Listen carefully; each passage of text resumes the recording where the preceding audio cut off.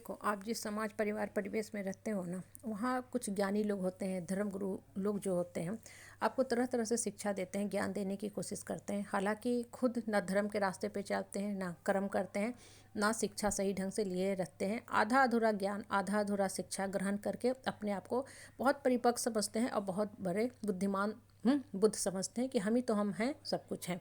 और देखो, वो क्या आपको शिक्षा देंगे कि बहुत ज़्यादा मान सम्मान स्वाभिमान की बात नहीं करनी चाहिए। परिवार में रहना है तो भाई झुक के एडजस्ट करना पड़ता है, रिश्ता चलाना पड़ता है। मतलब साइलेंट वे में वो आपको क्या शिक्षा देते हैं कि तुम हमेशा दब के रहो, हमारे सामने सर झुका के रहो, लेकिन हम हमेशा सर उठा के जिएंगे। मतलब हम तुम्हारा शोषण दोहन दमन करते जाएंगे, तुम पे शासन करेंगे और तुमको कुछ भी नहीं बोलना है। तो ऐसे लोगों की बातें को सुन के ना, आप कभी अंतर मन में जाके ये पूछो कि ये खुद कैसे हैं।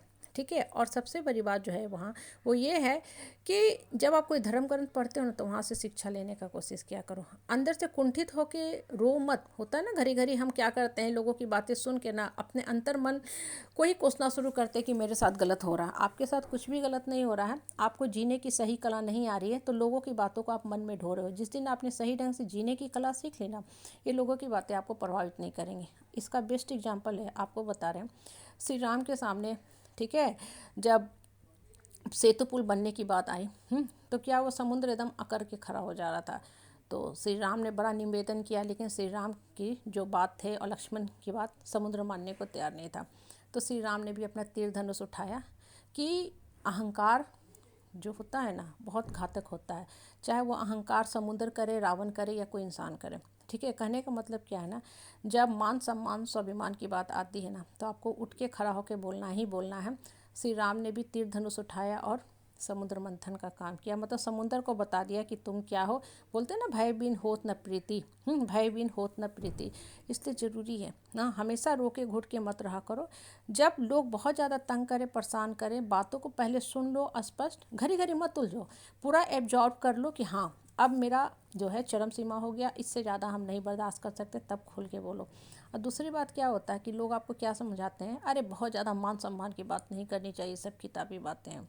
तो आपको यहाँ भी एक दूसरी शिक्षा और लेनी चाहिए। क्या लेनी चाहिए?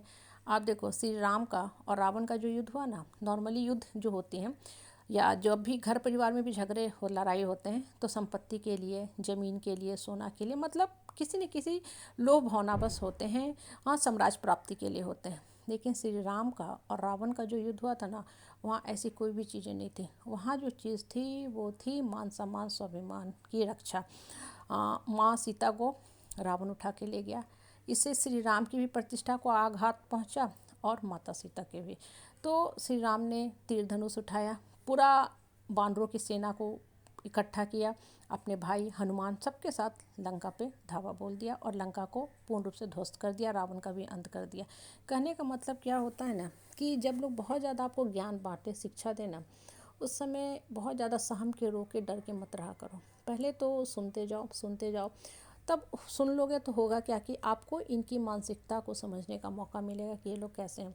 बेसिकली इस तरह के जो भी लोग होते हैं ना, पहला देखना आप, सुपरियरिटी कम्प्लेक्स से घिरे होते हैं, नार्किसिस्टिक पर्सनालिटी के होते हैं, मतलब अंदर से ना एक मानसिक रोगी होते हैं। और ऐसे मानसिक रोगियों के साथ ना उलझना और बात करने का मतलब है अपने आप को बीमार करना, क्योंकि ये तो सुधरेंगे नहीं। लेकिन आप भी कब तक बर्दाश्त करोगे, कब तक बर्दाश्त करोगे? तो जब पूरी बातों को अच्छे से सुन लिया, समझ लिया, तब खुले शब्दों में, स्पष्ट शब्दों में, सही लोगों के बीच में जवाब दिया करो। तब आपकी बात होगी मान सम्मान स्वाभिमान की रक्षा की बात, तभी लोग समझेंगे।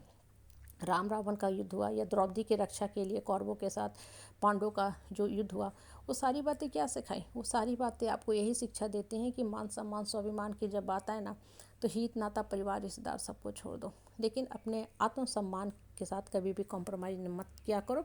और रही बात समाज की, तो समाज का काम ही है बोलना। समाज हमेशा बोलने के लिए आता है, लेकिन आप अपने मन की सुनो, अंतर मन की आवाज़ सुनो कि जो मेरे साथ हो रहा है, बदसलूकी हो रहा है, गलत हो रहा है, गलत व्यवहार किया जा रहा है।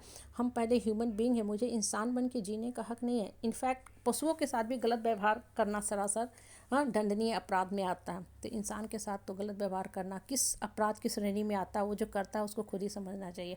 कहने का मतलब क्या है ना, कि जब भी मान सम्मान की बात है, सर उठा के जियो, खुल के बोलो, स्पष्ट शब्दों में बोलो और भगवान पे विश्वास किया करो।